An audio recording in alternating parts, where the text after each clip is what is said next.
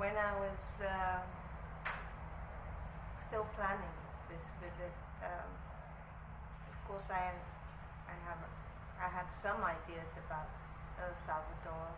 I had thoughts about what the culture would be like, what the people would be like.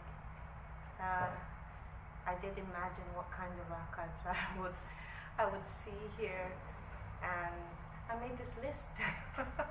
I made this list of places I wanted to go, people I was hoping to interact with, and coming here. It was a whole different kettle of fish. It was a lot broader, a lot deeper.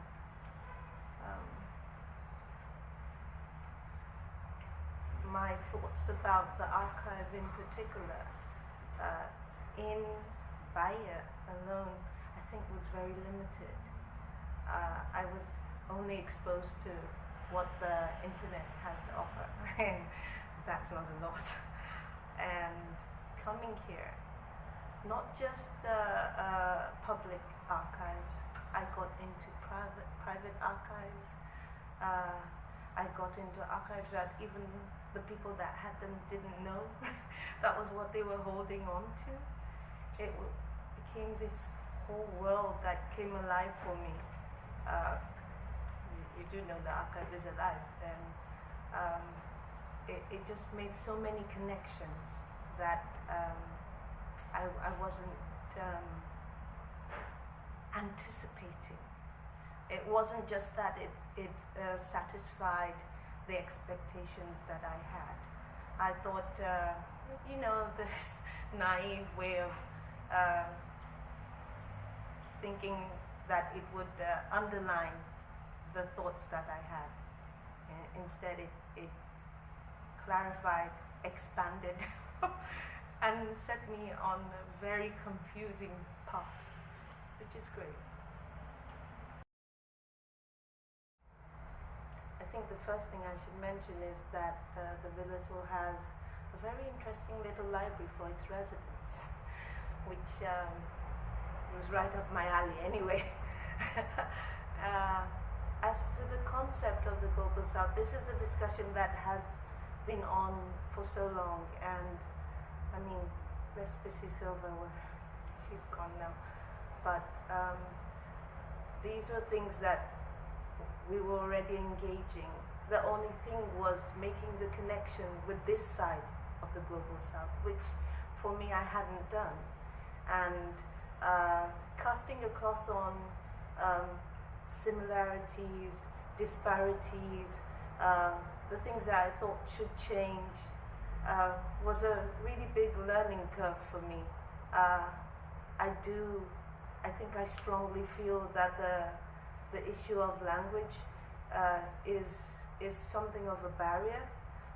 It's not about my not understanding the language, it's about the culture of the language separating it from its counterpart on my side.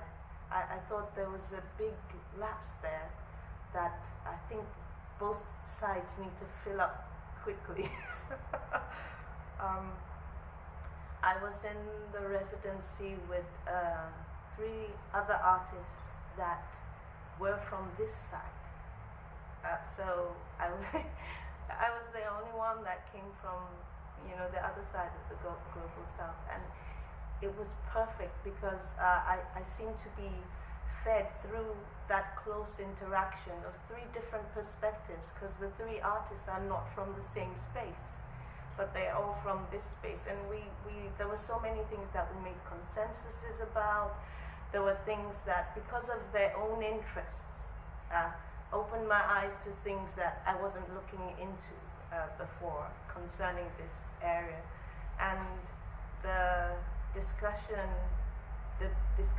particularly about reparation, that seems to be silent in many fields. I found it very interesting.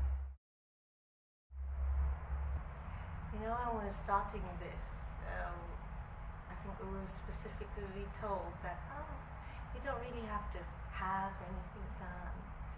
Boy, were they not right about that, because I think my connections came right from the airport in Bali.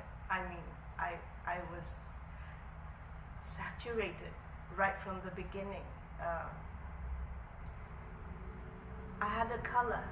I don't know if you understand, but I had a color in mind coming down, and it I don't know, the color exploded when I got here, because it was so weird when people live up to the expectations that you thought, instead of feeling so alien.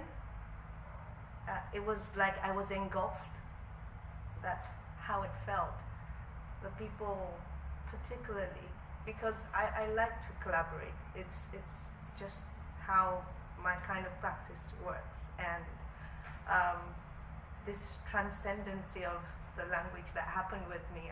There's so many people I met that we couldn't have a conversation in words, but we would speak for hours because of connection. I ended up doing, I think, too many projects, because there was buyers like this huge onion. You just keep peeling, and it doesn't end. And it's not just that you peel; it spreads out in several trajectories. So I found myself in community spaces, talking with students in the university. I found myself actually having meetings with cab drivers. It's been a really weird ride. I had this very wonderful interaction with a group from a dancing class in the Pierre Verger Foundation of women and few men over 60. Well, actually between 60 and 81. And boy, was it a learning curve.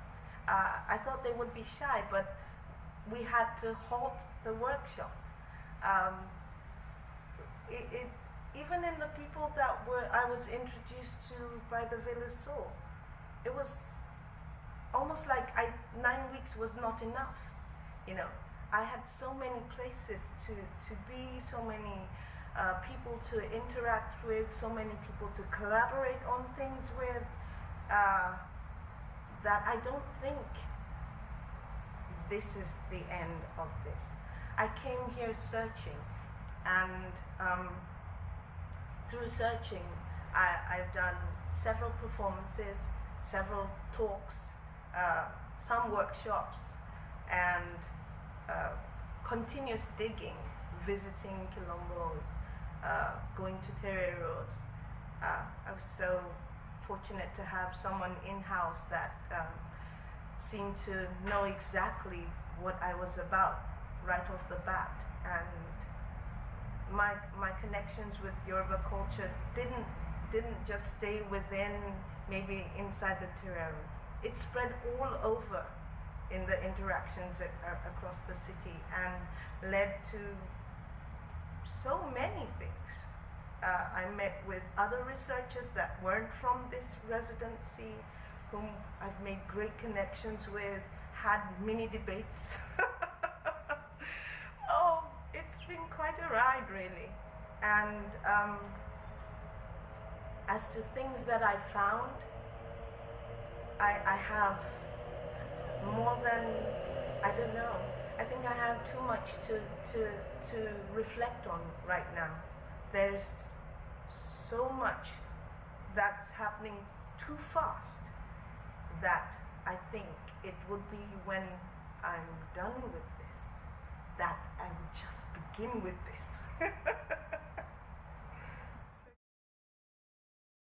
Everything I did when I came here was inspired by being here. Everything I did was new. Everything I did it seemed to have been lying fallow. I've always been interested in Yoruba culture in my work. I lot of people know that. But it seemed like I had been waiting, and I was looking for a trigger that I found here. For the practical projects that I did, some presented, some not. They seem to be endless because of the interactions that I continue to have. A lot of the research that I've been getting into are still at very peripheral stages. I don't see how not coming back is real. I think coming back is pertinent. There are some archives that I've just stacked with my name on them in places, like, I'll be back. I don't know when. For the research part of me, because there's so many facets to my practice, I do so many things, which this residency served. It hardly happens, where the academic aspect of me, the curatorial context of how I run my practice, my creative process, my love for collaboration, everything was fed in so many different ways. And there's so many things waiting. So many connections here I've had that are actually on waiting. So I don't see how this is the end. I think my fear is that it will take over everything I've been doing so far. I use fear because I don't know how I will put it all together with the rest of my life.